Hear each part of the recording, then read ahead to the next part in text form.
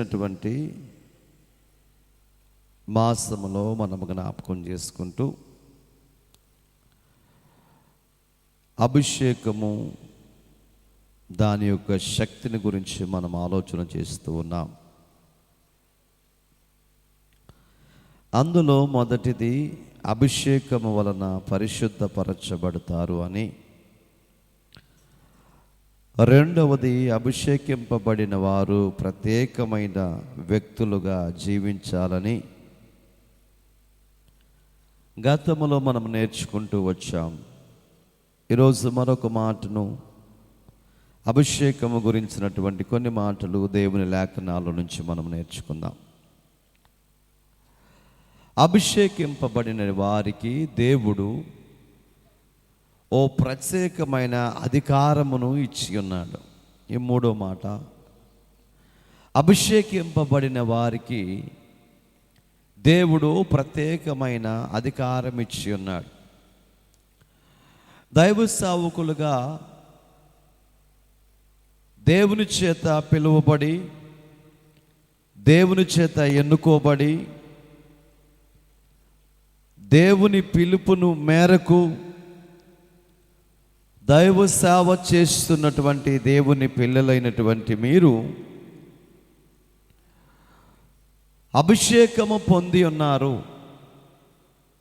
ఆ అభిషేకము దేవుని వలన కలిగినది. కొన్ని సందర్భాలలో మనము ప్రజలకు కనబడినట్లుగా అభిషేకాన్ని జరిగిస్తూ ఉంటాం. అది ఎందుకు అంటే గుర్తింపు కోసమే. ఫలానా పాస్టర్ గారు అభిషేకింపబడ్డాడు, పరిపూర్ణంగా దేవుని సేవలో ఉన్నాడని గుర్తింపు కోసం మాత్రమే అలా జరుగుతుంది. కానీ నిజమైన అభిషేకం దేవుని నుండి అనుగ్రహించబడుతుంది. నిజమైన అభిషేకం దేవుని యొద్ద నుంచి వస్తుంది. ప్రియులారా, పరిశుద్ధ లేఖనాలలో ఇర్మీయా గ్రంథములో చెప్పబడినట్లు, ఓ చక్కటి మాట, తల్లి గర్భములో పిండముగా రూపించక మునిపే నేను నిన్ను ఎరిగి ఉన్నాను, నేను నిన్ను ఏర్పరచుకున్నాను, నేను నిన్ను ప్రతిష్ఠిత చేశాను, జనములకు ప్రవక్తగా నేను నిన్ను ఏర్పాటు చేసుకున్నాను అని లేఖనాల్లో వ్రాస్తూ ఉన్నాడు. తల్లి గర్భములోనే దేవుడు ఏర్పాటు చేసుకుంటే మరి కొన్ని సంవత్సరాలు దేవుడు ఎందుకు విడిచిపెట్టాడు? ప్రారంభము నుంచి సేవ చేయకుండా 30 సంవత్సరాలు 20 సంవత్సరాలు ఇలా ఎందుకు జరుగుతుందంటే, లోకములో ఉన్నటువంటి వాటన్నిటినీ నువ్వు చూడడానికి, అనుభవించడానికి, పాపము దాని యొక్క లోతు, దాని విస్తరణత, పాపం యొక్క బరువు, ఇలాంటివన్నీ, అన్యాయము గురించి, అక్రమము గురించి, ఇలాంటివన్నీ గనక నువ్వు తెలుసుకున్నప్పుడు ఇక బోధించడానికి సమర్థవంతమైన దేవుని సేవకుడుగా, వెనుతిరగని దేవుని సేవకుడుగా ముందుకు సాగిపోవటానికి అవకాశం ఉంది. కాబట్టి కొంతకాలం ఇటు అటు తిరగటానికి దేవుడు అవకాశాన్ని ఇచ్చాడు. ప్రియ దేవుని బిడ్డలారా, మనం జాగ్రత్తగా గమనించినట్లయితే యేసుక్రీస్తు ప్రభువారు 33.5 సంవత్సరాలు జీవిస్తే 3.5 సంవత్సరాలు మాత్రమే దేవుని వాక్యమును బోధించినట్లుగా మనం చూస్తున్నాం.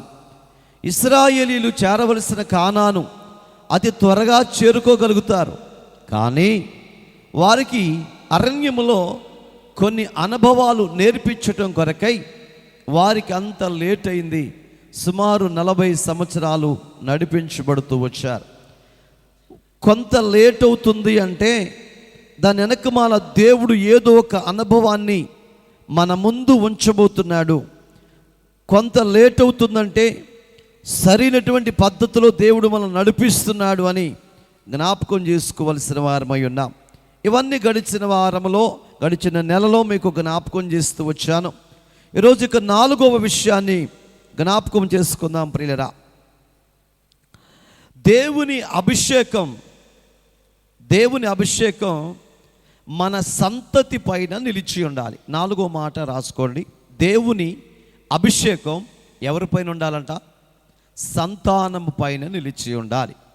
దేవుని కొరకు పిలువబడినటువంటి సేవకుడా, దేవుని కొరకు ఏర్పరచబడినటువంటి సహోదరుడా, మనము కాస్త జాగ్రత్తగా ఈ మాట గురించి ఆలోచన చేస్తున్నట్లయితే, ఒక్కసారి నువ్వు పిలువబడిన తర్వాత, ఒక్కసారి నువ్వు ఏర్పరచబడిన తర్వాత, ఒక్కసారి దీపము వెలిగించిన తర్వాత అది దివ్యమానమై ప్రకాశించాలి, కానీ అది ఎప్పటికీ ఆరిపోకూడదు. నీ సంతతిలో నుంచి అనేక మంది దైవ సేవకులు, అనేక మంది ప్రవక్తులు, అనేక మంది ప్రార్థన పరులను దేవుడు లేవనెత్తబోతున్నాడు. ఈ సేవ నీతో అంతరించిపోయేది కాదు. నువ్వు ప్రారంభించిన ఈ పరిచర్య, దేవుడు నీ ద్వారా ప్రారంభించిన ఈ పరిచర్య ఎప్పటికీ నీతో అంతరించిపోయేది కాదు అని మీకు జ్ఞాపకం చేస్తున్నాను.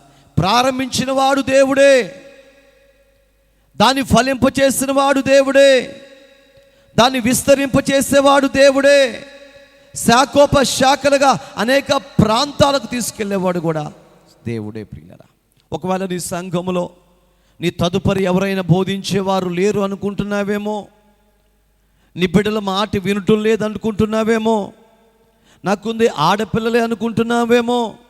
ఇదిగో చూడండి, నువ్వు చూస్తుండగానే, నీ కళ్ళ ముందు చూస్తుండగానే నీ సంఘములో నుంచి దేవుడు ఒక గొప్ప దైవజనుని లేవనెత్తునుగాక. హల్లెలూయా. ప్రారంభింపబడిన పరిచర్య మధ్యలో ఆగిపోయేది కాదు.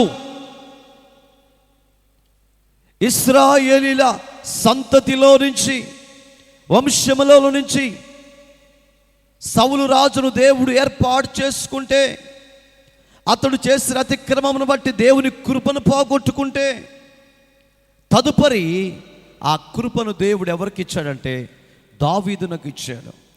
దావీదు చేతిలో నుంచి కృప జారిపోతుంటే దేవుడు ప్రవక్తను పంపినట్లుగా మనం చూస్తున్నాం. దేవునికి మహిమ కలుగును గాక. అంటే ఇప్పుడు మనకు అర్థమవుతుంది, దావీదు జారిపోవుట, దావీదు పాపములో పడిపోవటం, దావీదు దేవుని కృపను పోగొట్టుకోవటం దేవునికి ఇష్టం లేదు. దేవునికి ఇష్టం లేదు కాబట్టి ప్రవక్తను పంపించాడు, దావీదు సరి చేసుకున్నాడు. మరి సౌలు దగ్గర నుంచి ఎలా కృప పోయింది? మనం ఆలోచన చేస్తే, సౌలును విడిచిపెట్టడం కూడా దేవుని చిత్తము కాదండి. సౌలును హెచ్చరిక చేయటానికి ప్రవక్తను పంపాడు దేవుడు. దేవునికి మహిమ కలుగును గాక. ప్రవక్త వచ్చి అంటున్నాడు, సౌలా, నీ గోత్రము చాలా చిన్నది, అల్పమైన గోత్రం, అలాంటి నిన్ను నా దేవుడు ప్రేమించి ఇశ్రాయేలులకు శిరస్సుగా వంచాడు అని ఎన్ని మాటలు చెప్పినా తన జీవితాన్ని మార్చుకోలేకపోయాడు. అందుకే కృప పోగొట్టుకున్నాడు. దావీదు తన బ్రతుకును మార్చుకున్నాడు. హిస్సోపుతో కడగమని ఏడ్చాడు. దేవుని కనికరమ కొరకు, దేవుని దయ కొరకు, దేవుని కృప కొరకు కన్నీరు మున్నీరుగా ఏడ్చి ప్రార్థన చేశాడు. కాబట్టి ప్రార్థన వలన, కృప వలన ఆ అభిషేకం అతని మీదే కాకుండా అతని కుమారుని పైకి వచ్చింది. చేతులు ఎత్తి స్తోత్రం చేద్దాం. హల్లెలూయా. అంటే దేవుని అభిషేకం దావీదుతో అంతరించిపోలేదండి, దావీదు కుమారుడి మీదకి వచ్చింది. తర్వాత అంతటితో ఆగిపోయిందా?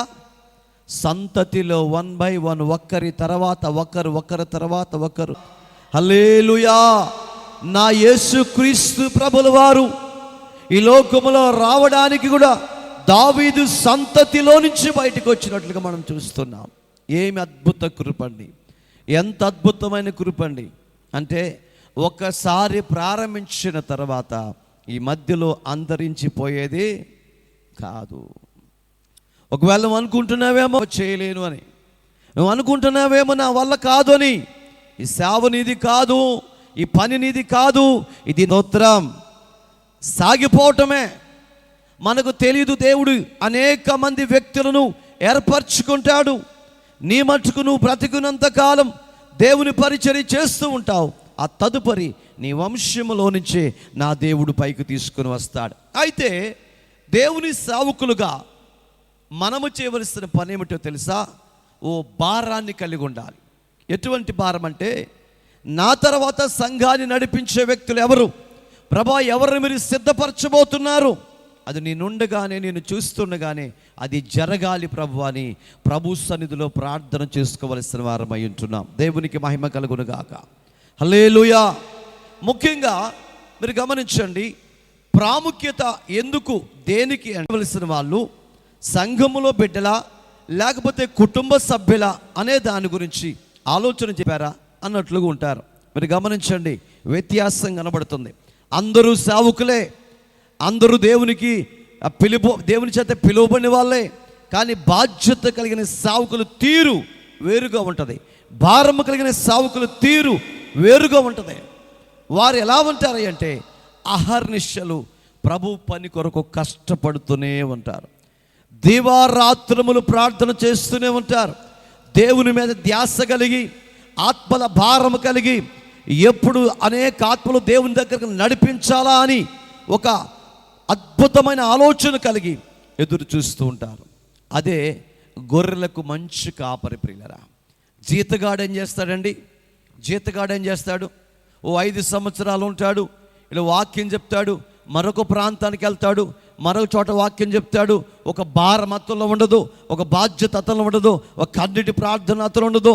ఎందుకంటే రకరకాల ప్రజలు మారిపోతూ ఉంటారు కాబట్టి. స్తోత్రం. కన్న బిడ్డల బాధ ఎవరికి తెలిసిద్దండి? ఊరు పక్కన ఉన్న వాళ్ళకే తెలిసిద్ది. కన్న బిడ్డల బాధ ఎవరికి తెలిసిద్ది?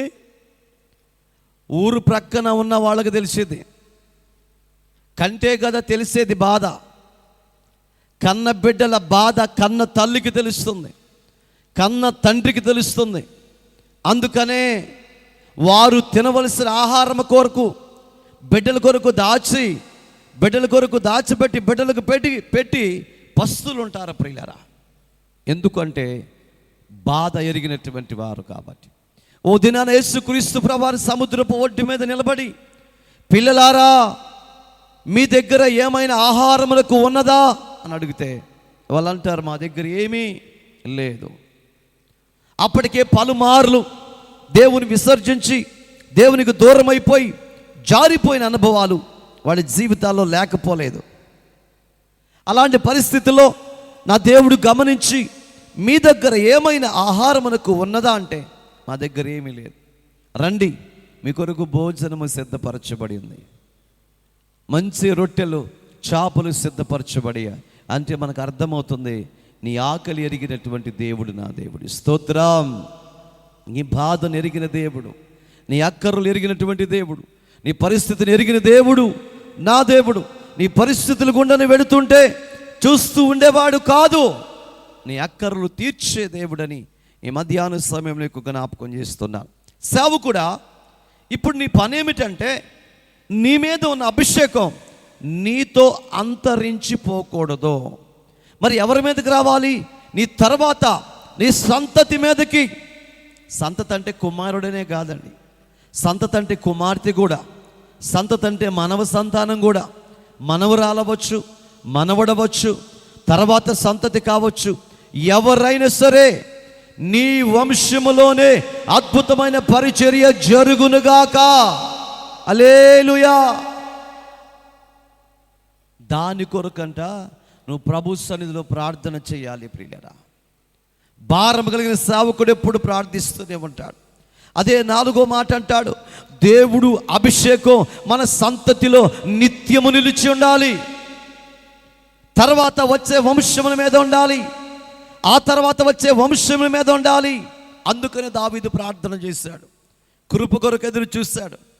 ఆ కృప దావీదు మీదకి, దావీదు తర్వాత వంశముల మీదకి, యోధా రాజులందరిపైకి వచ్చింది. అంటే ఎంతగా ప్రార్థన చేశాడంటే కీర్తన గ్రంథంలో అంటాడు, అయ్యో నేను ప్రార్థన చేస్తుంటే నా పడక కొట్టుకుని పోతుంది, నేను కన్నీళ్ళు విడుస్తుంటే నా కన్నులు చివికిపోతున్నాయి, నేను చూడలేకపోతున్నాను, నా కంటి నరాలన్నీ కూడా నాకు సహకరించటం లేదు, రాత్రంతా ఏడ్చి కన్నీళ్లు కార్చి మూలుగులు విడిచి అలసిపోతున్నాను, నా ఎముకలు నాలో శక్తిని కోల్పోతున్నాయి.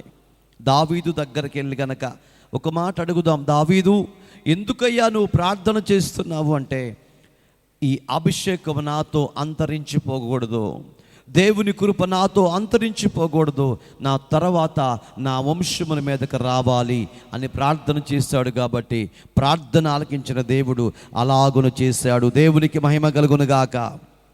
ఒక చోట అంటాడు కదా, దావీదుకు చూపించిన కృప మీకు కూడా చూపించాలనుకుంటున్నాడు. దావీదు పట్ల కృప కలిగిన దేవుడు నీ పట్ల కృప కలిగి ఉన్నాడు. అయితే మరి ఎందుకు నెరవేరటం లేదు అని అంటే, ఒకటి, దావీదు కన్నీరు మున్నీరుగా ప్రార్థన చేశాడు, నువ్వు ప్రార్థన చేయలేకపోతున్నావు. ఇప్పుడు ప్రార్థన చేయాలి. దేని కొరకంటే దేవుని అభిషేకం నీ సంతతి మీద నిలిచి ఉండేలాగా మనం ప్రార్థన చేయవలసిన వారమై ఉంటున్నాం. నిర్గమాకాండము 40వ అధ్యాయము 15వ వాక్యం వైపుకి మన మనస్సును మళ్ళిద్దాం. నిర్గమాకాండము 40వ అధ్యాయము 15వ వచనం, వారు నాకు యాజకులగుటకై నీవు వారికి అభిషేకము చేసినట్లు వారికి అభిషేకము చేయాలి. వారి అభిషేకము తరతరములకు వారికి నిత్యమైన యాజకత్వముగా చూసనగా ఉండును. అభిషేకింపబడిన సేవకుడా, ఎంతమంది నువ్వు అభిషేకించావు? ఎంతమందిని దైవ సేవకుడిగా అభిషేకించావు? నీ సంఘములు కావచ్చు, నీ కుటుంబస్తులు కావచ్చు, బయటి సేవకులు కావచ్చు.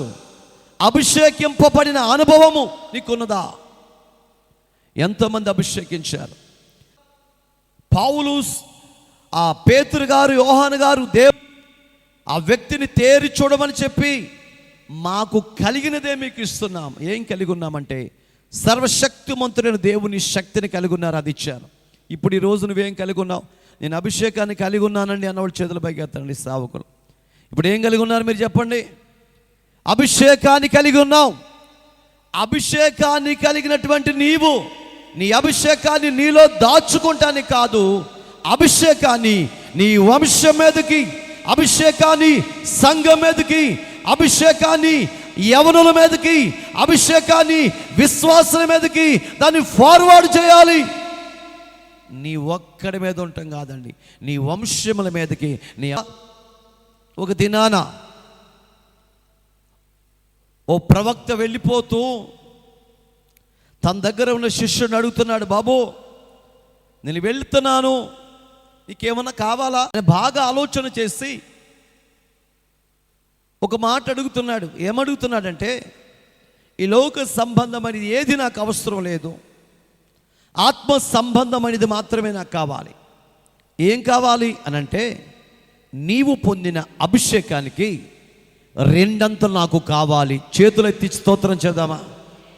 నీవు పొందిన అభిషేకానికి 2 అంతలు నాకు కావాలి. న్యాయబద్ధమైన కోరిక అండి. శరీర సంబంధంగా మనం కోరుకుంటే అది వచ్చి ఉండేది కాదు. శరీర సంబంధంగా కోరుకోలేదు, ఆత్మ సంబంధంగా కోరుకున్నాడు. ఇప్పుడు ఈ వ్యక్తిని అడుగుదాం, 2 అంతలు కోరుకున్నావు కదా, ఈ 2 అంతలతో నువ్వేం చేస్తావయ్యా అంటే, ఈయనలో ఉన్న అభిషేకం ఆత్మల రక్షణ కొరకు మాత్రమే ఉపయోగపడుతుంది. శరీర సంపాదనతో శరీర సంబంధమైన వాటిని అభివృద్ధి పొందుకోవచ్చు, కానీ ఆత్మ సంబంధమైన అభిషేకము చేత అనేకులను అభిషేకించడానికి మాత్రమే పనికొస్తుంది. అందుకనే నీకు ఉన్నటువంటి దానిలో నుంచి 2 అంతలు నాకు కావాలి. దేవునికి మహిమ కలుగును గాక. ప్రవక్తలందరిలో రోషము కలిగిన ప్రవక్త, ప్రవక్తలందరిలో శక్తి కలిగిన ప్రవక్త, ప్రవక్తలందరిలో దేవుని కొరకు భయపడే ప్రవక్త, ప్రవక్తలందరిలో దేవుని కొరకు నిశ్చయత కలిగిన ప్రవక్త. అలాంటి ప్రవక్త దేవుని సన్నిధిలో ప్రార్థన చేస్తున్న సందర్భాలలో ఈ వ్యక్తి అడుగుతున్నాడు, 2 అంతలు నాకు కావాలి. ఆశ్చర్యపోయాడు. ఈరోజు నువ్వు ఎప్పుడైనా ప్రార్థన చేసావా? ఏమని?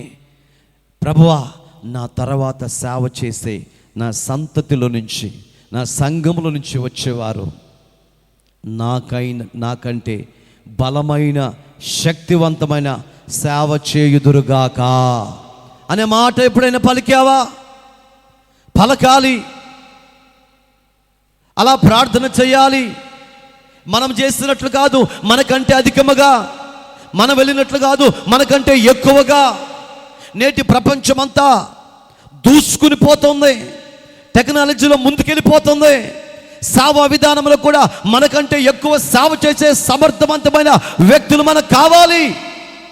అందుకోసమే వారి కొరకు మనం ప్రార్థనలు చేయాలి, విజ్ఞాపములు చేయాలని ఈ మధ్యాహ్న సమయంలో మీకు జ్ఞాపకం చేస్తున్నాను. రెండంతలు కావాలని కోరుకున్నప్పుడు దేవుడు ఇచ్చాడండి, అద్భుతముగా ఇచ్చాడండి. రెండంతలకి ఇచ్చాడు. అందుకే ఏలియా 7 అద్భుతాలు చేస్తే ఎలీషా 14 అద్భుతాలు దేవుని కొరకు చేయగలిగాడు. స్తోత్రం చెప్పండి బిగ్గరగా. హల్లెలూయా. క్రీస్తునందు ప్రియులరా, ఇక్కడ వాక్యములో మనం గమనించినట్లయితే వారి అభిషేకము తరతరములకు వారికి నిత్యమైన యాజకత్వపు చూస్తనగా ఉండాలి.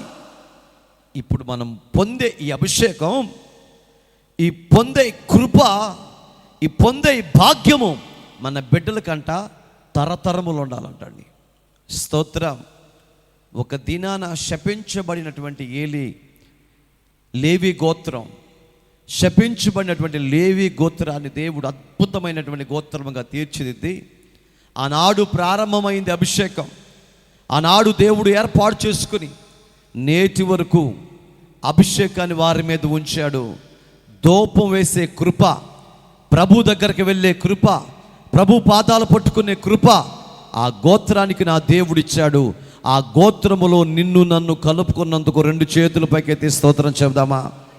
ఏ యోగ్యత మనకు లేదు, ఏ మంచితనం మనకు లేదు, ఎటువంటి గొప్ప పేరు మనకు లేదు, అయినా అభిషేకించాడు దేవుడు.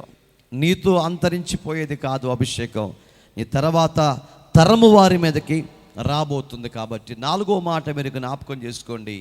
మనము పొందిన అభిషేకం ఎవరి మీదకి రావాలి? హలో సావుకులారు చెప్పండి. మనము పొందిన అభిషేకం తర్వాత ఎవరి మీదకి రావాలి? మన సంతతి మీదకి రావాలి, సంతతిలో నుంచి లగవాలి. ఎందుకు సంతతి అంటున్నానంటే, బాగా వినండి, మన రక్త సంబంధులైతే నా తండ్రి గారు లేకపోతే నా తల్లి గారు ఇంత కష్టపడి సేవ చేశారు కాబట్టి ఈ సేవ నేను ముందుకు తీసుకుని వెళ్ళాలని వాళ్ళు వేసే ప్రతి అడుగులో ఈ తల్లిదండ్రులే కనబడుతూ ఉంటారు, వాళ్ళ కష్టమే కనబడుతూ ఉంటుంది. అలా కాకుండా ఒక అద్దెకు తీసుకొచ్చాం, ఒక కాపరిని తీసుకొచ్చి పెడితే ఇక్కడ కన్నీరు కార్చి ప్రార్థనలు చేసి ఉపవాసాలుండి కనిన ఈ పిల్లల బాధ వాళ్ళకి ఎలా తెలిసిందండి? తెలియదు. అందుకనే ఇప్పుడు మన కడుపున పుట్టిన బిడ్డలు సేవ చేయటానికి ఏర్పరచబడితే మనలో ఉన్న బాధ వారికి అర్థమవుతుంది. అప్పుడు ఆ సంతతిలో నుంచి వచ్చిన వారు ప్రతి క్షణము నీ పరిచర్యను, నీ త్యాగమును, నీ కన్నీడును జ్ఞాపకం చేసుకుంటూ దాన్ని సార్థకము చేసే దిశగా ప్రయాణము చేస్తారు. కాబట్టి మన సంతతిలో నుంచి అనేక మంది ప్రవక్తలు లేచుదురుగాక. లెగవాలి ప్రియులరా. లేపుతాడు దేవుడు, నీ ఆసక్తిని బట్టి లేపుతాడు, నీ ప్రార్థన బట్టి లేపుతాడు. ఎలా లేపుతాడంటే, దావీదు గనక ప్రార్థన చేయకపోతే, దావీదు ఒప్పుకోకపోతే, దావీదు దేవుని వైపు చూడకపోయినట్లయితే సౌలులాగా దావీదు కూడా విడిచిపెట్టబడేవాడు. కానీ దావీదు ఒప్పుకున్నాడు, విడిచిపెట్టాడు, కృప పొందాడు. అతన్ని తర్వాత ఇదిగో యోధారాజులు వస్తూనే ఉన్నారండి. ఈరోజు దేవుడు సౌలుని ముందుంచాడు, దావీదుని ముందుంచాడు. కాబట్టి ఎలా నువ్వు ఉండాలనుకుంటున్నావో, నీ సంతతి ఎలా దేశంలో సేవ చేయాలనుకుంటున్నావో, నీకున్నటువంటి బిడ్డలు, నీకున్న కుమారులు కుమార్తెలు, మనం సంతానం ఎక్కడ సేవ చేయాలనుకుంటున్నావో వారి మీద దృష్టి పెట్టి ప్రార్థన చేస్తే ఓ దినాన నీ ప్రార్థన వృధా కాదండి. నువ్వు చేసిన ప్రార్థన వృధా కాదు. మనం లేకపోయినా మన తర్వాత దేవుడు ఒక వ్యక్తిని లేపుతాడు నీ సంతతిలో నుంచే. లేపటమే కాదండి, వారి ద్వారా గొప్ప పరిచర్య జరుగుతుంది. జరుగుతున్న ప్రతిరోజు వాళ్ళు ఏమంటారు తెలుసా? ఇదిగో మా నాన్నగారు ఇలాంటి పరిచర్య చేశాడు, మా అమ్మగారు ఇలా పరిచర్య చేస్తుంది, మా అమ్మమ్మ గారు ఇలా పరిచర్య చేశారు. ఇటీవల తిరుపతి అనే ప్రాంతానికి వెళ్ళాము, రాజమండ్రి దగ్గర. అక్కడికి వెళ్ళి ఒక పాస్టర్ గారిని కలిసినప్పుడు శాంతమ్మ గారు అనేటువంటి ఒక తల్లి ఆవిడ సేవ చేయటం కొరకు యవ్వన కాలంలోనే ఎన్నో సమస్యలు, ఎన్నో బాధల మధ్య ఇద్దరు చిన్న బిడ్డలు తీసుకుని సేవకు వచ్చిందంట. ఆమె వచ్చి కొంత స్థలాన్ని తీసుకుని ఆ స్థలంలో ఓ చిన్న ఇల్లులాగా కట్టుకొని ఆడ ప్రార్థన చేయటం ప్రారంభించింది. చిన్న తిరుపతి అంటారు అక్కడ, మొత్తం గుళ్ళే, అంత తెల్లారు లెగిస్తే పూజలే. అలాంటి ఊరికి వచ్చిందండి. ఆమెకు నిరీక్షణ ఉంది. స్తోత్రం. ఆమెకు నిరీక్షణ ఉంది. ఏంటంటే నన్ను పిలిచిన దేవుడు నమ్మదగిన దేవుడు. స్తోత్రం. ఒంటరిగా వచ్చింది, చిన్న పిల్లలు తీసుకుని వచ్చింది, కన్నీరు గార్చడం ప్రారంభించింది, ప్రార్థన చేయటం ప్రారంభించింది. ఇక్కడ తీసుకుని వచ్చావు కాబట్టి ఇక్కడ అద్భుతాలు జరగాలి, ఆశ్చర్య కార్యాలు జరగాలి, గొప్ప వ్యక్తులు లేపబడాలి అని ప్రార్థన చేస్తూ ఉంటే, ఇదిగో ఏ వ్యక్తులైతే తీసుకుని వచ్చిందో ఆ చిన్న బిడ్డలను దేవుడు నేటి దినాన సావుకులుగా మార్చాడు. హల్లెలూయా చెప్దామా బిగ్గరగా. ఈరోజు గొప్ప గొప్ప పరిశుద్ధమైన పరిచర్య జరుగుతుందండి. అక్కడ చాలామంది విశ్వాసులు దేవుడు ఇచ్చాడు. ఆ విశ్వాసులు కూడా ఎలాంటి వాళ్ళు తెలుసండి? త్యాగముతో కూడినటువంటి వాళ్ళు, ఓర్పుతో కూడిన వాళ్ళు, సమర్పణతో కూడుకున్నటువంటి వాళ్ళు, దేవుని కొరకు తమ ప్రాణములు కూడా లెక్క చేయనటువంటి విశ్వాసులను దేవుడు అక్కడిచ్చాడు. ఆ తల్లి కాల్చిన కన్నీరు వరదాగా పోలేదు. ఆ తల్లి పైకి వచ్చిన అభిషేకం బిడ్డల మీదకి వచ్చింది. ఆ బిడ్డ మీద నుంచి మరొక బిడ్డ మీదకి వచ్చిందండి. ఎంత అద్భుతం అండి. ఇప్పుడు మనకు అర్థమవుతుంది, అభిషేకం అంతరించిపోయేది కాదు, మన పైనుంచి ఇంకొకరి మీదకి ఫార్వర్డ్ అవుతుంది, వెళ్ళిపోతుంది. ఇప్పుడు మనం గమనించవలసిన వారమై ఉంటున్నాం ప్రియులారా. ఇక మనం చేయవలసిన పని ఏంటంటే, మనం అలాగ పడుకుని ఉంటే మన మీద ఉన్న అభిషేకం పిల్లల మీదకి రాదండి. దానికి ఉదాహరణకి సౌలు తన మీద ఉన్న అభిషేకం వేరే వాళ్ళకి మీద వెళ్ళిపోయింది. నీ మీదున్న అభిషేకం వేరే వాళ్ళకి వెళ్ళకుండా ఉండాలంటే నీవు దావీదు వలె ప్రార్థనా పరుడవై ఉండాలి. హల్లెలూయా. దావీదు వలె దేవుని ఎదుట ఒప్పుకునే వ్యక్తిగా ఉండాలి. ప్రభు కొరకు కన్నీరు గార్చే వ్యక్తిగా, ప్రలాపించే వ్యక్తిగా ఉండాలని మీకు జ్ఞాపకం చేస్తూ ఉన్నాను. చెప్పండి, ఈ మాట మనం జ్ఞాపకం చేసుకుంటున్నాం. అభిషేకము పొందిన వ్యక్తి పైన, ఐదో మాట మీకు జ్ఞాపకం చేస్తున్నాను, అభిషేకం పొందిన వ్యక్తి పైన దేవుని ఆత్మ ఎప్పుడు నిలిచి ఉంటుంది. స్తోత్రం చెప్పండి బిగ్గరగా. నాలుగో మాట అని చెప్పాను మీకు. అభిషేకం ఎవరి మీద నిలిచి ఉండాలంట? సంతతి పైన, మన వారసుల మీద నిలిచి ఉండాలి. ఐదో మాట, అభిషేకం పొందిన వ్యక్తి పైన నిత్యము దేవుని ఆత్మ నిలిచి ఉంటుంది. ఈ మాట మీరు గుర్తుపెట్టుకోండి. ఇప్పుడు మనందరం అభిషేకింపబడ్డాం కదండి. మన మీద ఎవరి ఆత్మ ఉంటుందంట? చెప్పాలి బిగ్గరగా, గట్టిగా చెప్పలేకపోతున్నాం మనం. దేవుని ఆత్మ నిలిచి ఉంటుంది. పరిశుద్ధాత్మ నిలిచి ఉంటుంది ప్రియులారా. పరిశుద్ధాత్మ నిలిచి ఉంటుంది. వాళ్ళు ఎక్కడికి వెళుతున్నా, ఏది చేస్తున్నా పరిశుద్ధాత్మ దేవుడే వారిని నడిపిస్తూ ఉంటాడు. వారిలో నుండి పరిశుద్ధాత్మ దేవుడే మాట్లాడుతూ ఉంటాడు. సేవకులు ఒట్టి బలహీనులు ప్రియులరా. సేవకులు ఒట్టి బలహీనులు. ప్రార్థన చేసుకుని స్టేజ్ ఎక్కిన తర్వాత సింహము కంటే శక్తివంతులుగా పరిశుద్ధాత్మ దేవుడు వారిని మారుస్తాడు. గట్టిగా చప్పలు కొట్టి దేవుడి స్తోత్రం చెబుతాం. హల్లెలూయా. మామూలుగా ఉన్నప్పుడైతే కూర్చోలేరు, నిలబడలేరు, నీరసమండి, రకరకాల బాధలు.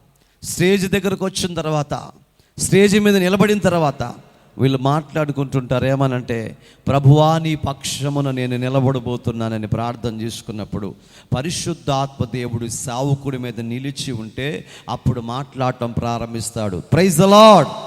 ఓ దినాన ఒక సేవకుడు వాక్యం చెప్పడానికి పిలువబడ్డాడు. పిలువబడినప్పుడు ఓ రూమ్ ఇచ్చారు. రూములో ప్రార్థన చేసుకుంటూ ఉన్నాడు. ఇక వాక్యానికి సమయమైంది.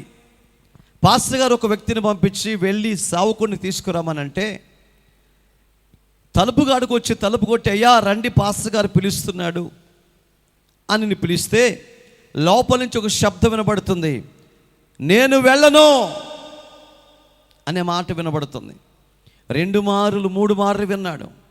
ఆ కుర్రోడు త్వరగా పరిగెత్తుకొచ్చి, అయ్యా ఆయన రానంటున్నాడు పాస్టర్ గారు అని అంటే, ఒకవేళ ఇంకా రెడీ అవ్వలేదేమో అని ఆరాధనలో మరొక పాట పాడటం మొదలుపెట్టాడు.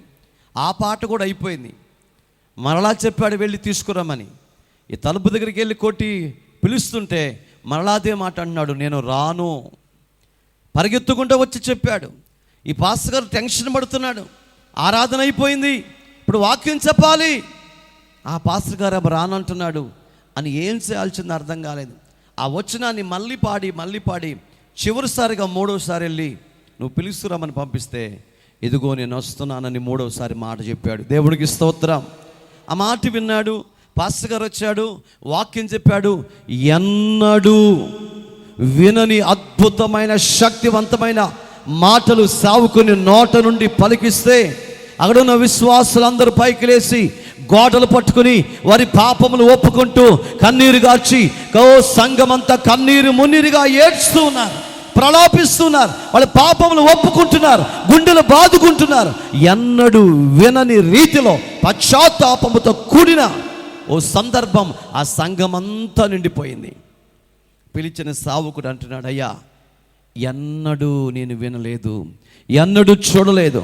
ఇన్ని సంవత్సరాల సేవ జీవితంలో విశ్వాసులైన వాళ్ళు ఈ విధంగా ప్రార్థన చేసినట్లు నేను చూడలేదు, ఇలా కన్నీరు కాచినట్టు చూడలేదు, ఇలాగ పాపములు ఒప్పుకున్నట్టు నేను చూడలేదు. ఈరోజు అద్భుతం జరిగింది. ఎంత శక్తివంతంగా దేవుడిని వాడుకుంటుంటే, మరి 2 పర్యాయాలు ఎందుకు రానన్నావయ్యా? మా కుర్రోడు వచ్చి నిన్ను పిలుస్తుంటే ఎందుకు రానన్నావయ్యా అని అడిగితే ఆయన అంటున్నాడు, నేను రాననలేదు, నేను ప్రార్థన చేస్తున్నాను.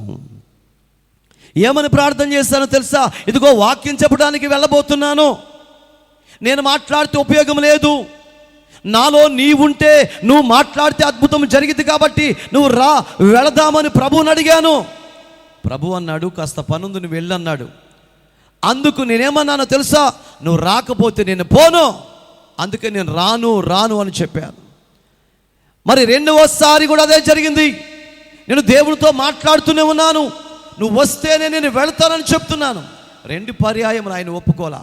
3వసారి నా బాధ తట్టుకోలేక, సరే వస్తా పదా అని ఆయన నాతో కూడా వచ్చాడు. నిలబడింది నేను కాదు, ఆ బలిపీఠం మీద నిలబడింది సర్వశక్తిమంతుడైన దేవుడే. హల్లెలూయా చెప్దాం దగ్గరగా. అప్పుడు అనిపించింది, అంటే ఒక మనిషి మాటల వల్ల ఉపయోగం లేదు, కానీ సర్వశక్తిమంతుడు మాట్లాడితే అద్భుతాలు జరుగుతాయి. ఇప్పుడు నీలో ఉండి మాట్లాడవలసింది ఎవరండి? చెప్పండి.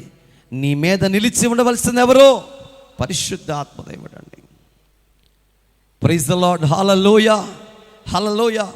ఓ గొప్ప దైవజనుడు ప్రియులారా, ఓ గొప్ప దైవజనుడు సువార్తను ప్రకటించి ఇంటికి వచ్చాడు. పాస్టర్ గారితో చెప్తున్నాడు, అమ్మా నీళ్లు పెట్టు, స్నానం చేస్తానని. ఇదిగో 10 నిమిషాల్లో నీళ్లు నేను రెడీ చేస్తాను, వేడి నీళ్లు అని రూములోకి వెళ్ళాడు. ప్రార్థన చేయటం ప్రారంభించాడు. ప్రార్థన చేసుకుని అయిపోయింది ప్రార్థన.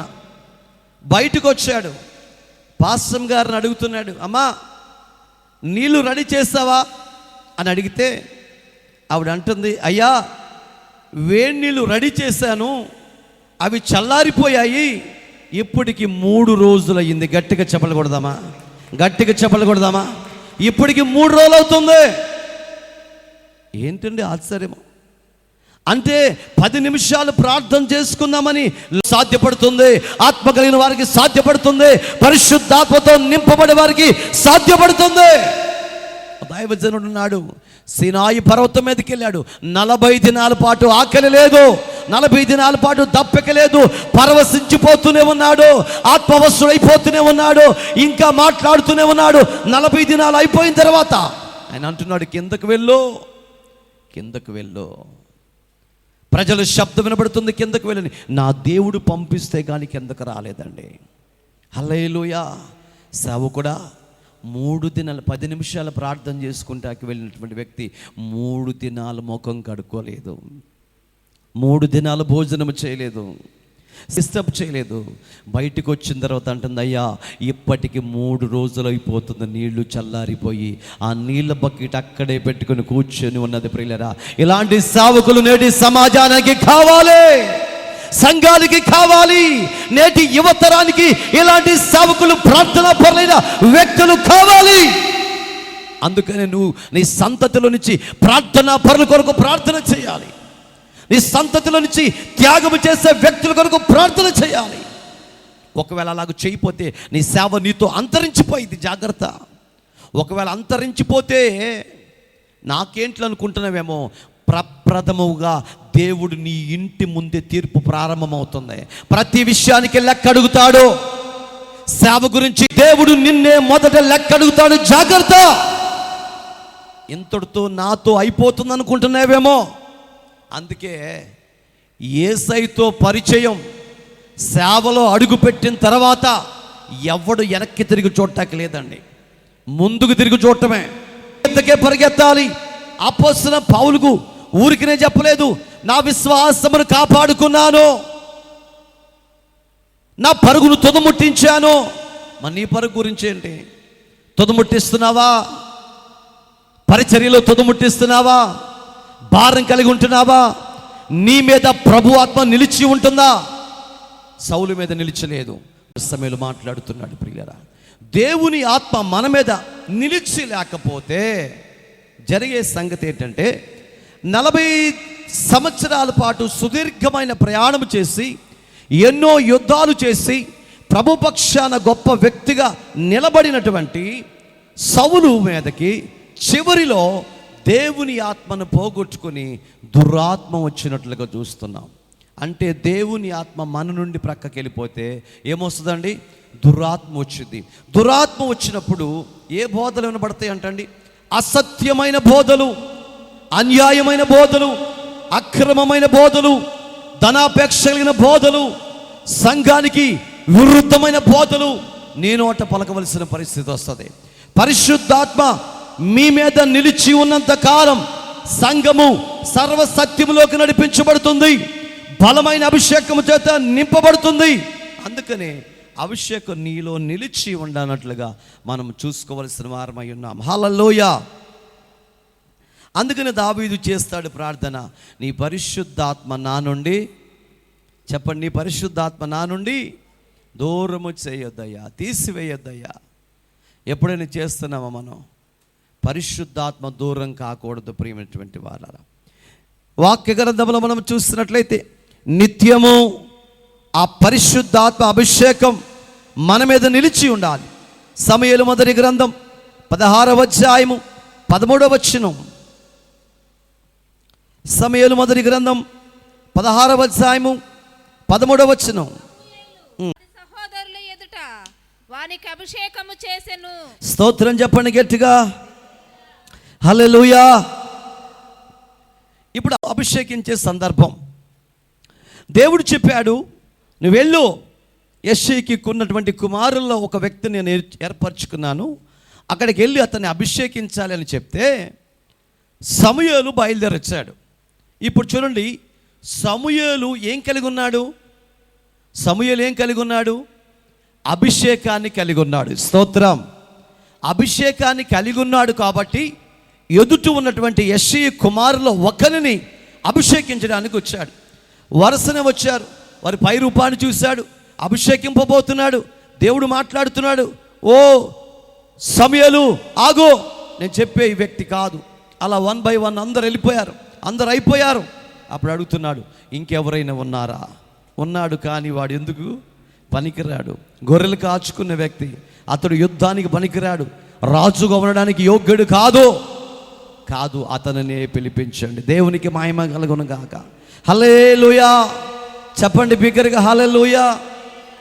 అతన్నే పిలిపించమని చెప్పినప్పుడు చిన్నవాడిగా ఉండి ఒడిసెలు ఉడి పట్టుకొని గొర్రెలు కాచుకుంటూ ఉన్నటువంటి వ్యక్తి దగ్గరికి వర్తమానం పంపిస్తే, ఓ పిచ్చివాడుగా, జుట్టు పెరిగిపోయిన వాడుగా, నిస్సహాయకుడుగా, ఏమీ లేనివాడుగా నడుచుకుంటూ వస్తూ ఉంటే పరిశుద్ధాత్మ అభిషేకం పొందినటువంటి ఈ సమూయేలు వెంటనే సమూయేలుతో మాట్లాడుతుంది. ఓ సమూయేలు, ఇదిగో నీకు ఎదురుగా వస్తున్నాడు చూడు. అతని వ్యక్తిని నేను ఎన్నుకున్నాను, అతన్ని ఏర్పరచుకున్నాను, అతన్ని నియమించబోతున్నాను, అతన్ని అభిషేకించబోతున్నాను, అతను నాకు కావాలి, అతని ద్వారా అద్భుతాలు జరిగించబోతున్నాను. నువ్వు లేచి వెళ్ళి అతన్ని అభిషేకించు. హల్లెలూయా. చాకు శవానికి తేడా ఏముందన్నట్టుకుంటారండి ఎవరు? అందరూ.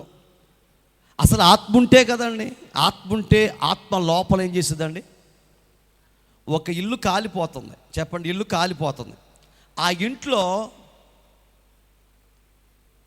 ఓ సేవకుడు పడుకుని ఉన్నాడు. ఏ సేవకుడు? చేయి పైకి ఎత్తండి. ఒక సేవకుడు. అది ఈ సేవకుడు పడుకుని నిద్రపోతున్నాడు, ఇల్లు కాలిపోతున్నాడు. కళ్ళు తెరిచి చూశాడు, పెద్ద మంటలు వస్తున్నాయి, సెగ వస్తుంది. వావ్, ఎంత చల్లగా ఉంది, ఎంత బాగుంది అంటాడా?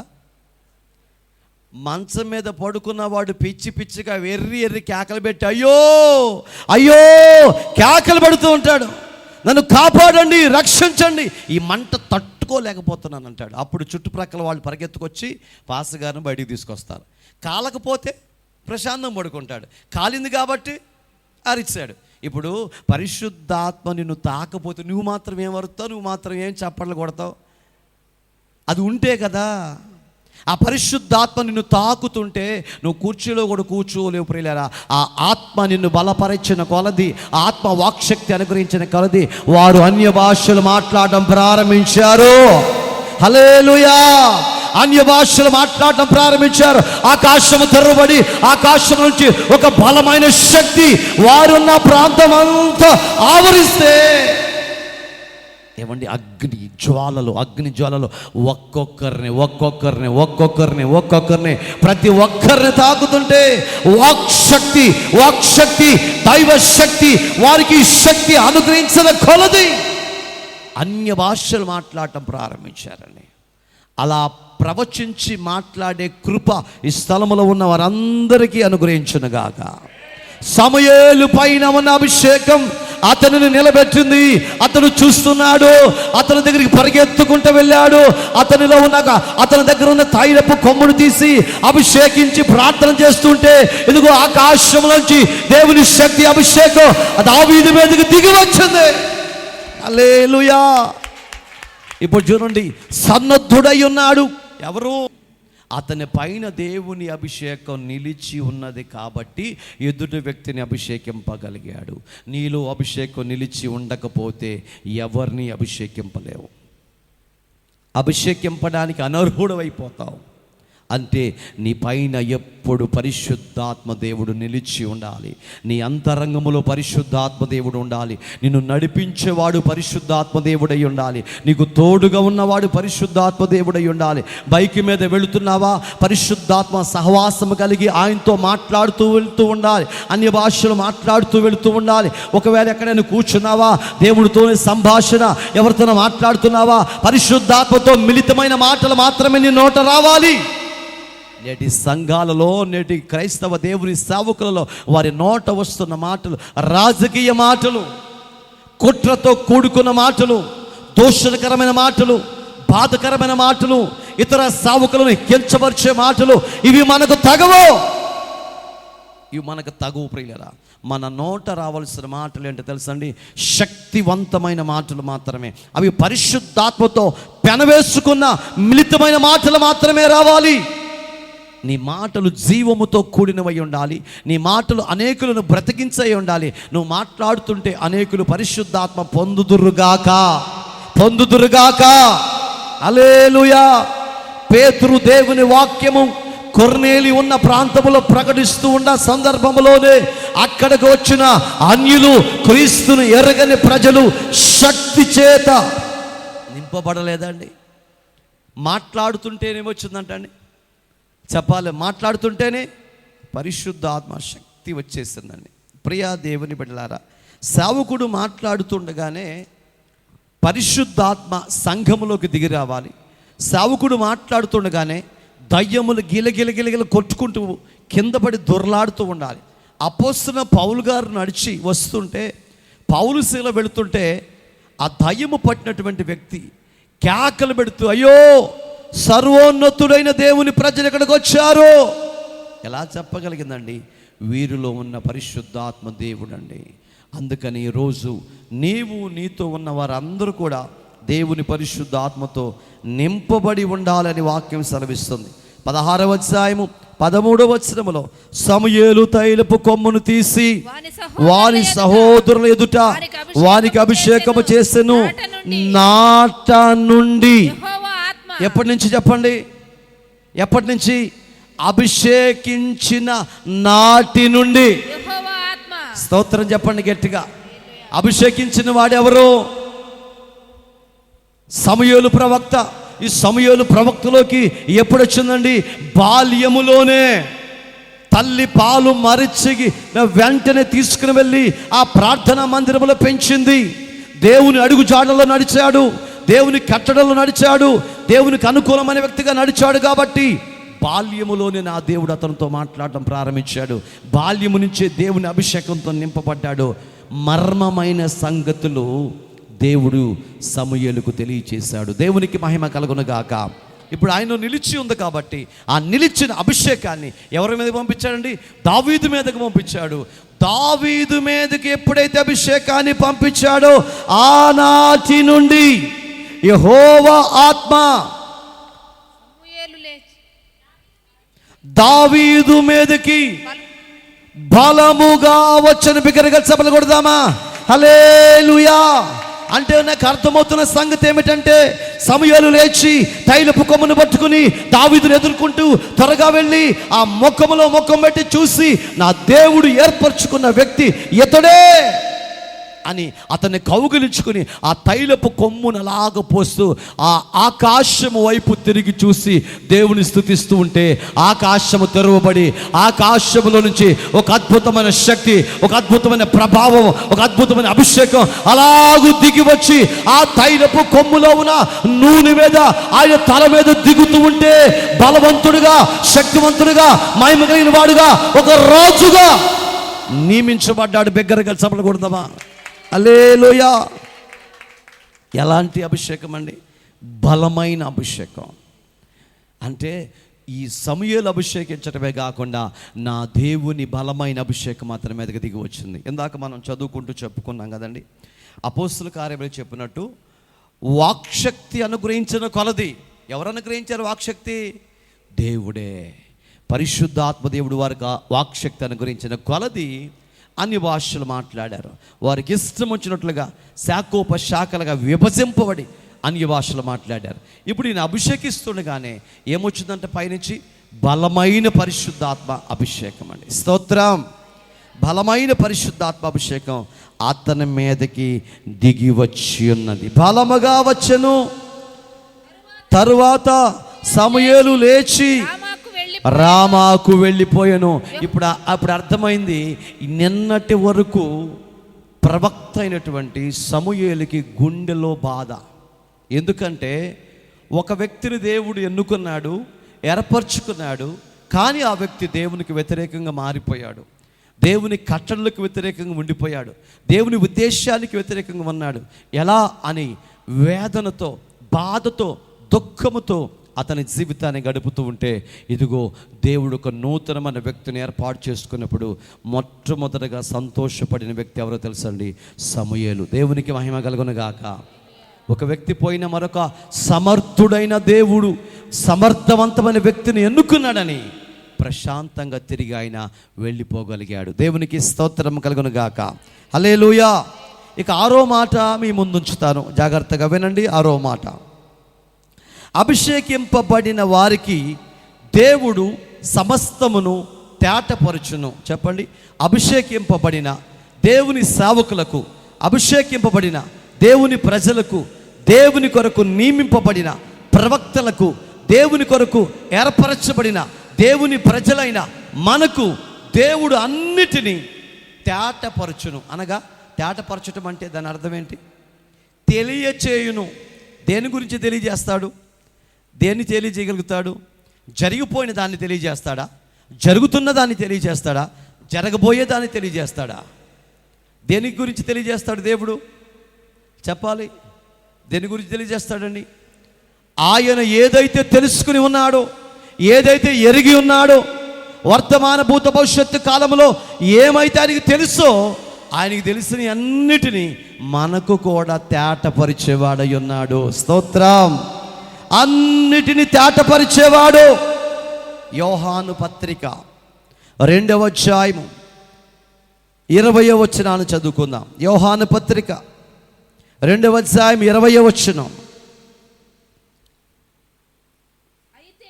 అయితే మీరు పరిశుద్ధాత్ముని వలన అభిషేకము పొందినవారు గనుక మీకు అన్నీ తెలుసాయి బాబు. దేవునికి స్తోత్రం. ఏమండి, సేవకుల గురించి అంటున్నాడు. సేవకులు ఏమో నిద్రపోతున్నారు, వారిని బట్టి దేవునికి మహిమ కలుగును గాక. ఇక్కడ భక్తులు అంటున్నాడు, మీరు పరిశుద్ధాత్మతో అభిషేకింపబడి ఉన్నారు కాబట్టి అన్నీ తెలుసు మీకు. మీకు తెలియంది ఏమైనా ఉందా? మీకు తెలియంది ఏమీ లేదండి. ఎందుకని? నా దేవుడు అన్నిటిని మీకు బయలుపరిచే దేవుడై ఉన్నాడు. మరుగు చేసేవాడు కాదు, సమస్తమును తేటపరిచే దేవుడు, తెలియచేసే దేవుడు. జరుగుతున్న దానిని, జరగబోయేదాన్ని ఎలా చేయాలో సమస్తమును పరిశుద్ధాత్మ దేవుడు నీకు తేటపరుస్తున్నట్టుగా చూస్తున్నాం. తేటపరచబడాలి ప్రియులరా. జాగ్రత్తగా వాక్యాన్ని విందాం. 27వ వచనం చదువుదాం. అయితే ఆయన వలన మీరు పొందిన అభిషేకం మీలో నిలిచియున్నది గనుక ఎవడు మీకు చెప్పాల్సిన అవసరం లేదండి. స్తోత్రం. అర్థమవుతుందండి?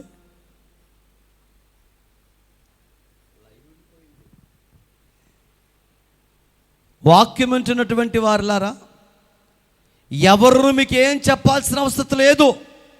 ఎందుకని? పరిశుద్ధాత్మే మీలో ఉంది కాబట్టి మీకు అన్నీ తెలుసు. దేవుడు మీకు అన్నిటిని తేటపరుస్తాడు. అభిషేకం మీలో నిలిచి ఉన్నది గనుక ఎవడును నీకు బోధించనక్కరలేదు. ఆయన ఇచ్చిన అభిషేకము సత్యమే గాని అబద్ధము కాదు. నీలో నిలిచిన అభిషేకం సత్యం. నీలో నిలిచిన అభిషేకం శక్తివంతమైంది. నీలో నిలిచిన అభిషేకం గొప్పది. కాబట్టి అది మీలో ఉంది కాబట్టి ఎవరు నీకు బోధించవలసిన అవసరం లేదు. అది అన్నిటిని గురించి మీకు బోధించుచున్న ప్రకారముగాను ఆయన మీకు బోధించిన ప్రకారముగాను ఆయనలో మీరు నిలుచున్నారండి. దేవునికి మహిమ కలుగును గాక. హల్లెలూయా. చెప్పండి. ఆయనలో మీరు ఏంటి? నిలిచి ఉన్నారు. నిలిచి ఉన్నారు కాబట్టి మీకు ఎవరు చెప్పాల్సిన అవసరత లేదండి. మీకు ఎవరు చెప్తారంటే సలహా కావాలంటే? మీకు ఏదైనా సలహా కావాలి, ఎవరితో చెప్తారు మీరు? ప్రభు పాదాల దగ్గర కూర్చుంటారు. ప్రభువే మీకు సలహా ఇస్తాడు. ప్రభువే మీతో మాట్లాడతాడు. మీరు చేయవలసిన పని తానే మీకు తోడుగా ఉండి నడిపించేవాడై ఉన్నాడు. స్తోత్రం. హల్లెలూయా. క్రీస్తునందు ప్రియమైనటువంటి వారులారా, ఈరోజు వాక్యం వింటున్నటువంటి మనము జ్ఞాపకం చేసుకుందాం.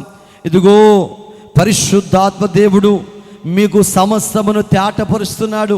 నీకు మరుగైంది ఏది లేదు. సమస్తమును దేవుడు తెలియచేస్తున్నాడు. ఒకరి చేత చెప్పించుకోవాల్సిన అవసరం లేదు. ఒకరికి చెప్పేవారుగా నా దేవుడిని ఏర్పాటు చేసుకుని ఉన్నాడు. ఈ సత్యమైనది, ఈ అభిషేకము సత్యమైంది, అసత్యమైంది కాదు.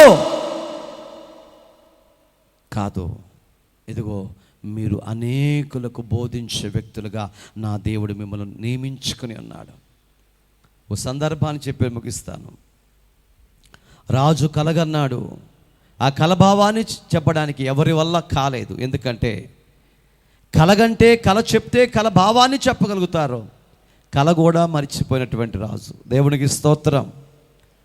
ఎంత అద్భుతమైన సంగతి అండి. శకును గాండ్రుని, మాంత్రికులను, అడున్న గొప్ప గొప్ప వాళ్ళందరూ పిలిపించాడు. వాళ్ళతో చెప్తున్నాడు, నేను కనిన కలయు దాని భావము గనక మీరు రేపు ఉదయం నాకు చెప్పకపోతే మీరందరూ సంహరింపబడతారని చెప్పినప్పుడు వాళ్ళందరూ కూడా ఓ భయంకరమైన బాధలో, నిస్సహాయ స్థితిలో, రేపు మనము చంపబడతాము అన్న బాధలో వెళుతుంటే ఆ వార్త దానియేలుకు తెలిసింది. దానియేలుకు తెలిసినప్పుడు అండి, దానియేలు అంటున్నాడు, ఇదిగో కలయు దాని భావమును తెలియపరచడానికి ఒక వ్యక్తి ఉన్నాడు, నన్ను అక్కడికి తీసుకుని వెళ్ళమని చెప్పినప్పుడు రాజు ముందు నిలబడితే దానియేలు అంటున్నాడు, రాజా నేను ఒక మాట చెప్తాను వినండి. అదేమిటంటే, నువ్వు కనిన కలయు దాని భావమును ఇక్కడున్న వారు ఎవ్వరునూ చెప్పలేరు. చెప్పగలిగే సమర్థవంతమైన ఒక వ్యక్తి ఉన్నాడు. ఆయన దగ్గరికి వెళ్ళి ఈ రాత్రి మేమందరం విచారించి ప్రార్థించి తెలుసుకొని దానిని రేపు మీకు ఉదయం మీ ముందు ఉంచుతామని చెప్పినప్పుడు ఆశ్చర్యపోయాడు రాజు. ఇది ఎలా సాధ్యపడుతుంది అనుకున్నాడు. ఇంటికి వచ్చారండి.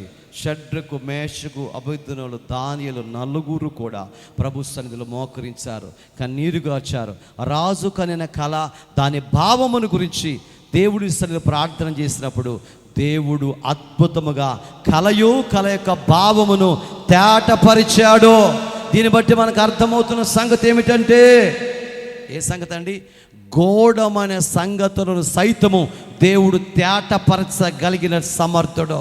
అందుకంటాడు యెరెమీయా గ్రంథంలో, నాకు మొర్ర పెట్టుము నీకు ఉత్తరం ఇచ్చేదను, నీవు గ్రహింపలేని, ఫస్ట్ మాట వచ్చు, సెకండ్ మాట రాదు, నీవు గ్రహింపలేని గొప్ప సంగతులు, గోడమైన సంగతులు, మర్మమైన సంగతులు, అర్థం కాని సంగతులు ఇదిగో నేను నీకు తెలియచేస్తాను. ఎవడు గ్రహించలేకపోయాడండి. కానీ దానియేలుకు దేవుడు తెలియపరిచాడు. కారణం ఏంటంటే, దానియేలు అక్కడ అంటాడు, దానియేలు దేవతల ఆత్మను కలిగినటువంటి వాడు, దైవ ఆత్మను కలిగిన వాడు. అవును, దానియేలు పరిశుద్ధాత్మను కలిగిన వాడు కాబట్టి దేవుడే అతనికి తెలియపరిచాడు. స్తోత్రం. యోసేపునకు ఎవరు తెలియచేశారు? బలమైన ఆవులు రావటం ఏంటి? బక్క చిక్కిపోయిన ఆవులు రావటం ఏంటి? ఏదో ఒక కళ అనుకున్నాడా? కాదు. ఆ కళలో కలవరాన్ని కలగ చేశాడు దేవుడు. అసలు ఎందుకు వచ్చింది కళ? ఈ ఒక్కసారైనా, చాలా సందర్భాల్లో కళలు వస్తాయి. ఈ కళ గురించి రాజు ఎందుకు కలవరపడ్డాడు అంటే, కలవరాన్ని పుట్టించిన వాడు నా దేవుడే. కలవరాన్ని పుట్టించాడు. ప్రియులరా, ఆ కలవరాల కోటలో నలిగిపోతున్న పరిస్థితుల మధ్య ఒక అతనున్నాడు. సరసాల్లో బంధించబడ్డాడు. ఆయన ఒక్కడు మాత్రమే దీని భావాన్ని చెప్పగలుగుతాడు. ఎందుకంటే అతడు దేవుని ఆత్మను కలిగిన వాడు. స్తోత్రం. ఇశ్రాయేలీలో ఒకడున్నాడు. ఇక్కడ జరుగుతున్న ప్రతి కార్యాన్ని తేటపరచగలిగే ఒక వ్యక్తి ఉన్నాడు. స్తోత్రం. హల్లెలూయా. ఇశ్రాయేలీలో ఒక అతను ఉన్నాడండి, ఒక దైవజనుడు, తేటపరచగలిగినటువంటి వాడు. ఆ దైవజనుడు నీవే అవుదువుగాక. మీ ప్రాంతంలో ఒక గొప్ప దైవజనుడుగా, ఒక గొప్ప ప్రవక్తవుగా, ఒక అభిషేకింపబడిన దేవుని సేవకుడుగా నువ్వు పిలవబడుదువుగాక. యోసేపునకు దేవుడు తేటపరిస్తే రాజు ఆశ్చర్యపోయి రాజరికాన్ని తీసుకొచ్చి చెరసాలలో బానిసగా ఉన్న బానిసకు అప్పగించాడంటే, ఇది కదా దేవుని కార్యం అంటే. ఒక బానిసకు బాధ్యతను అప్పగించాడంటే, చెరసాలలో శిక్షకు పాత్రుడై చావుకు దగ్గరై మరణములో ఉన్నటువంటి వ్యక్తిని బయటకు తీసి రాజ్యాధికారాన్ని ఇచ్చాడంటే, ఇది కదండి పరిశుద్ధాత్మ అభిషేకం యొక్క గొప్పతనం. ఆ ఆత్మ నీ మీద నిలిచి ఉంటే, ఆత్మ నీతో ఉంటే అనేక సంగతులు దేవుడు నీకు తెలియచేస్తాడు. దేవునికి మహిమ కలుగును గాక. హల్లెలూయా. పరిశుద్ధాత్మ దేవుడు తేటపరిచే విషయాలు గొప్పగా ఉంటాయి. పరిశుద్ధాత్మ దేవుడు తెలియచేసే మర్మములు గొప్పగా ఉంటాయి. అంతేకాని దేవుడు నాతో మాట్లాడుతున్నాడు, వచ్చే సంవత్సరానికి మీ గేదెకి కంపల్సరీగా దూడ పుట్టిద్ది, జున్ను పాలు, ఫస్ట్ పాలు నువ్వు తీసుకొచ్చి ఇదిగో మందిరంలో ఇస్తావని దేవుడు నాతో చెప్తున్నాడు. ఇవండి ప్రవచనాలు. ఇలా చెప్పేవాళ్ళు ఉన్నారు. ఇది తగదు మనకు. ఇదిగో రాబోయే రాజకీయాల్లో నెక్స్ట్ సీఎం ఆయనే, నెక్స్ట్ సీఎం ఈయనే, ఎమ్మెల్యే ఈయనే, ప్రెసిడెంట్ ఈయనే. ప్రెసిడెంట్ గురించో ఎమ్మెల్యే గురించో, నువ్వు కట్టేసుకున్న గేదె గురించో, అది పుట్టి అది కనే ఈయనే దూడ గురించో, అది ఇచ్చే పాలు గురించో దేవుడు చెప్పడు. దేవుడు చెప్పేది ఏంటి తెలుసా? ఆధ్యాత్మికమైన సంగతులు మాత్రమే, ఆత్మను బలపరిచే సంగతుల గురించి మాత్రమే నా దేవుడు మాట్లాడతాడు. వ్యర్థమైన మాటలు పంచుకోడు దేవుడు. జీవితాలు కట్టే మాటలు, సంఘాలు కట్టే మాటలు, బ్రతుకులు బాగుపడే మాటలు మాత్రమే నా దేవుడు మాట్లాడతాడు ప్రియులరా. వ్యర్థమైన మాటలకి దేవుడు అవకాశాన్ని ఇవ్వడు ప్రియులరా. ఒకవేళ వ్యర్థమైన మాటలు నీ నోట నువ్వు పలుకుతున్నావేమో, సరి చేసుకుందాం.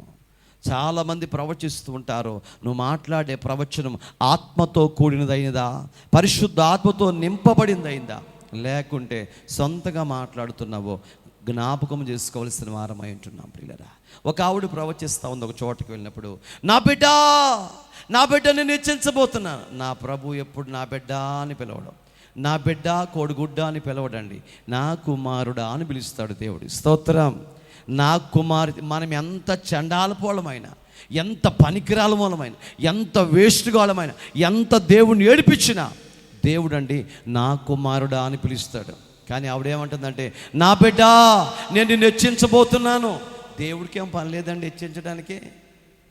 దేవుడు ఎప్పుడు హెచ్చించే మాటలు చెప్పడండి, సరి చేసుకునే మాటలు మాత్రమే బోధిస్తాడు. మనం ఎంతగా దేవుళ్ళు అభివృద్ధి చెందుతున్నామో అయినప్పటికీ ఒక రాయి వేసి, నీ ప్రవర్తన సరిగా లేదు, నీ మాట సరిగా లేదు, నీ చూపు సరిగా లేదు, నీ ఆలోచన సరిగా లేదు, నువ్వు జాగ్రత్తగా ఉండాలి, లేకపోతే నా ఉగ్రత నీ మీద రగులుకుంటుంది. ఈ మాటలు తప్ప వేరొక మాట మాట్లాడరు నా యేసయ్య.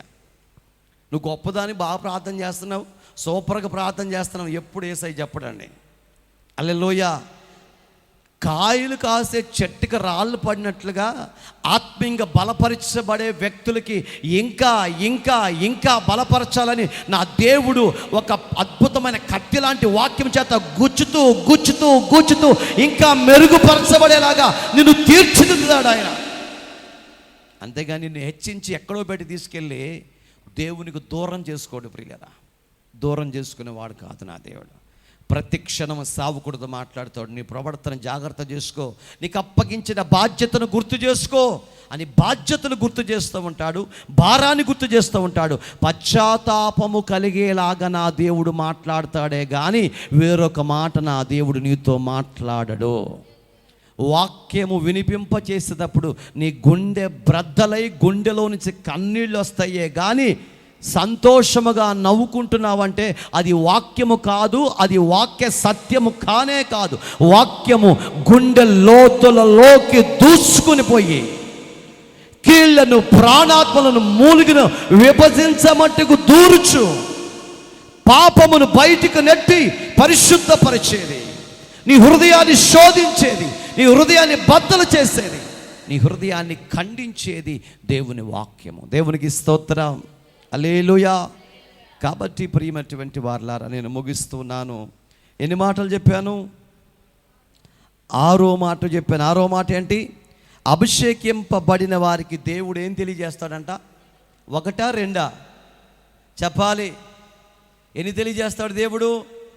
సంఘములో ఉన్న ప్రతి వ్యక్తి గురించి ఎవరికి తెలుసు అండి? విశ్వాసులు అనుకుంటారు పిచ్చోడు. అన్నకు మాకేం తెలుసు? ఆయనకి ఏం తెలుసు? ఆయనకి ఎందుకు ప్రార్థన? చుట్టాలు వచ్చారన్నా అని చెప్పేసి అయిపోయా. ఎందుకు ప్రార్థనకు రాలేదమ్మా? ఆయన లేటుగా వచ్చాడని చెప్తే అయిపోయా. నువ్వు నాకు చెప్పొచ్చు, నీ గురించి తేటపరిచే దేవుడు నాకున్నాడు. దేవునికి మహిమ కలుగునుగా. నువ్వు మాట్లాడే ప్రతి మాటను, రహస్య స్థలములో మాట్లాడే ప్రతి మాటను ఇదిగో బహిరంగంగా నా దేవుడు తెలియచేస్తాడు. ఆ సంగతి నువ్వు మరిచిపోవద్దు. అలా అని ఈ రహస్యమైన మాటలన్నీ ఇక్కడికి వచ్చి చెప్పాను అనుకోండి, సంఘంలో ఒక్కడు ఉన్నాడు. అందుకనే కొన్ని మాటలు చెప్పాలి, కొన్ని మాటలు వాక్యంతో గద్దించాలి. పిచ్చి గొర్రెలండి వీళ్ళు ఏమనుకుంటారు? నా గురించి వాళ్ళకెడ తెలుసు?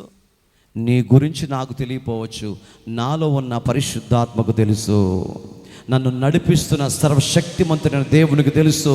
నన్ను నడిపిస్తున్న మహోన్నతుడైన దేవునికి తెలుసు. నా గొర్రెలు నా స్వరమును వినును, వాటిని నేను అనుసరించి నడుపుతున్నాను, వాటికి కావలసిన ఆహారాన్ని సిద్ధపరుస్తున్నాను, సదునైన నేలలోకి తీసుకుని వెళ్ళి వాటికి నీళ్లు పెడుతున్నాను. గొర్రెల గురించి ఎవరికి తెలుసు అండి? కాపరికి తెలుసు. కాపరి యజమానుడి గురించి గొర్రెలకు తెలుసు. అందుకనే యజమానుడు ఎక్కడ కూర్చుంటే గొర్రెలు వచ్చి అక్కడ కూర్చుంటాయి. నువ్వు ఒక గొర్రెవన్న సంగతి మర్చిపోవద్దు. యజమానుడి యొక్క అడుగు జాడల్లో నడవాలి. నీ గురించి ఎరిగిన వాడు యజమానుడే. నీ గురించి ఒకవేళ తెలిగిపోయింది అనుకోండి, సంఘానికి సావుడు ఏ సంబంధం ఉంటుంది? ఇంకా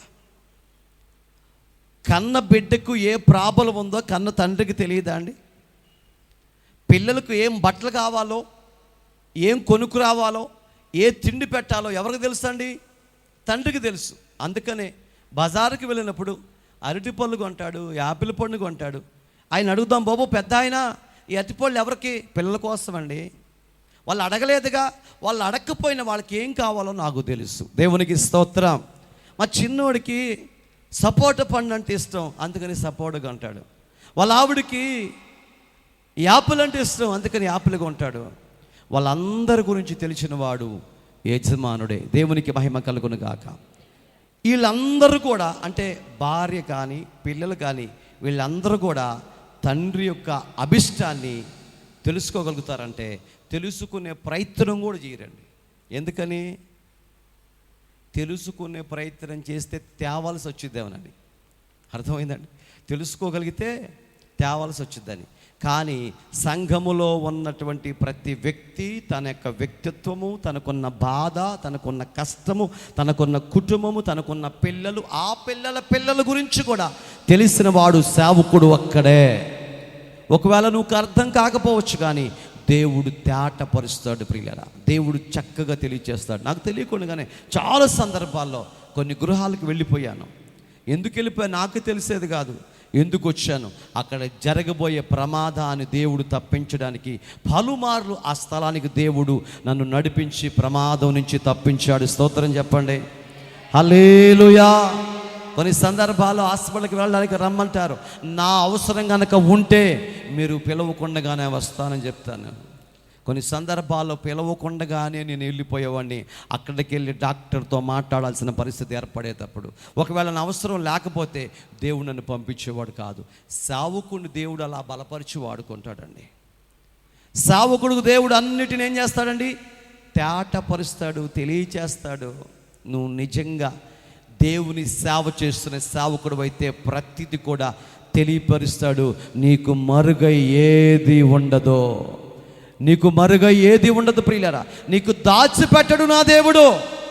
అన్నిటిని తేటపరిచే దేవుడని ఈ మధ్యాహ్న సమయంలో మీకు మనవి చేస్తున్నాను ప్రియులారా. అనేక సంగతులు మీకు తెలియచేశారు. అభిషేకింపబడిన దేవుని సేవకులమైనటువంటి మనము ఎవరి కొరకు ప్రార్థన చేయాలి? మన వంశము కొరకు ప్రార్థన చేయాలి. అభిషేకం మన వంశములో ఉన్నటువంటి ప్రతి ఒక్కరి మీద నిలిచి ఉండాలి. అభిషేకం మన మీద నిలిచి ఉండాలి. తర్వాత మాట చెప్పాను మీకు, ఆ చివరి మాట ఏం చెప్పాను? 6వ మాట, దేవుడు అన్నిటినీ తెలియచేస్తాడు. ఎవరికి? సేవకులుగా విశ్వాసులుగా? చెప్పండి, ముగిస్తాను. సేవకులుగా విశ్వాసులుగా? సేవకులుగా. మరి విశ్వాసులు ఎందుకు ప్రార్థన చేసుకోవటం? అర్థమైందండి? సేవకులకు తెలియచేస్తే విశ్వాసులు ఎందుకు ప్రార్థన చేసుకోవటం అంటే నీకు అర్థం. ఆ సంగతులు దేవుడు ఎవరికి తెలియజేస్తాడంటే క్రైస్తవులకు దేవుడు తెలియజేస్తాడు. ఎవరికి చెప్పండి? ఎవరు క్రైస్తవులు? క్రీస్తుని ధరించుకున్నటువంటి వాళ్ళకి, క్రీస్తుతో కూడా సహవాసము కలిగినటువంటి వారికి, క్రీస్తు నిమిత్తం ప్రయాసపడే వాళ్ళకి. మీకు సంగతి చెప్తాను, వినండి. కొంతమంది సేవకులు ఉంటారు. సేవకులు ప్రక్కన పెడితే సేవ చేయనటువంటి వ్యక్తులు కూడా ప్రలాపించే వాళ్ళు ఉన్నారు, ప్రార్థించే వాళ్ళు ఉన్నారు, ఓర్పుతో ఉండే వాళ్ళు ఉన్నారు, ఆత్మల భారం కలిగిన వాళ్ళు ఉన్నారు, కన్నీళ్లు కార్చే వాళ్ళు ఉన్నారు. కానీ వాళ్ళు సేవకులు కాదు, దేవుని పిల్లలు ప్రియులారా. ఇప్పుడు నేనేం చెప్పాలనుకుంటున్నానంటే, దేవుడు ఒక మర్మమైన సంగతిని ప్రేరేపణ ద్వారా ఏదో ఒక రకంగా దేవుడు తన లోపల ఉన్న ఆలోచనను తేటపరిచేవాడై ఉన్నాడు. అట తేటపరచాలంటే క్రీస్తును ధరించుకున్న వ్యక్తిగా నీవు ఉండాలి. పరిశుద్ధాత్మ నీ మీద నిలిచి ఉండాలి. స్తోత్రం. పరిశుద్ధాత్మ మన మీద నిలిచి ఉండకపోతే ఏమొస్తుంది? దురాత్మ వస్తుంది. దురాత్మ వస్తే ఏమైపోతాం? దేవునికి దూరం అయిపోతాం. అందుకనే నీ ఆత్మ నా నుండి ఎన్నటికీ దూరము చేయొద్దు ప్రభు అని ప్రభు సన్నిధిలో మనం ప్రార్థన చేసుకోవలసిన వారమై ఉంటున్నాం. అలాగా ప్రార్థన చేసుకున్నప్పుడు ప్రియులారా, ఆ పరిశుద్ధాత్మ నీకు ఎప్పటికీ దూరము కాదు. స్తోత్రం. ఎప్పటికీ నీ నుండి వెళ్ళిపోదు. లేచి నిలబడదామా ప్రభు సన్నిధిలో? నీ పరిశుద్ధాత్మతో నింపమని ప్రభు సన్నిధిలో ప్రార్థన చేద్దామా? హల్లెలూయా, స్తోత్రం.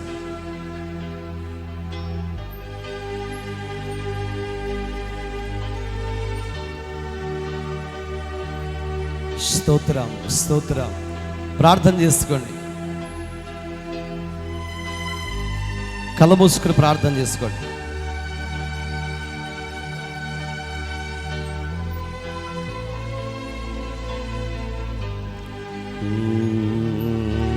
ప్రార్థనలో ఉండండి.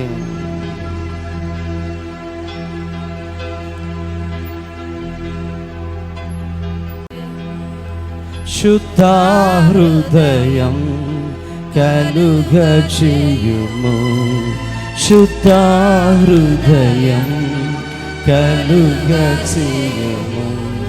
నాలో నాలో నాలో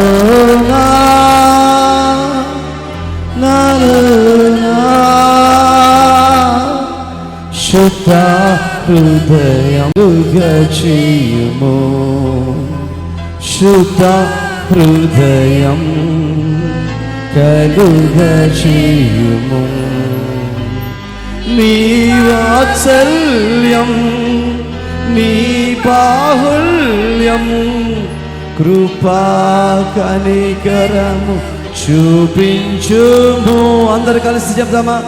నీ వాత్సల్యం నీ బాహుల్యం కృపా కనికరము చూపించుము.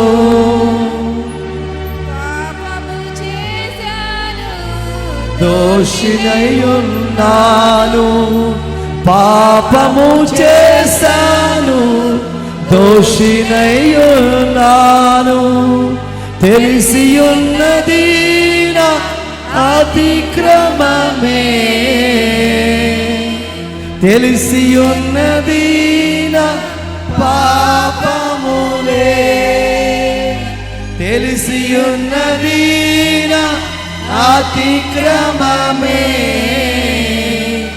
తెలిసియున్నది నా పాపములే. నీ సన్నిధిలో నా పాపములు ఒప్పుకొందునయ్యా. ఓ నీ సన్నిధిలో నా పాపములే ఒప్పుకొందునయ్యా. శుద్ధ హృదయం కలుగ చేయుము, శుద్ధ హృదయం కలుగ చేయుము.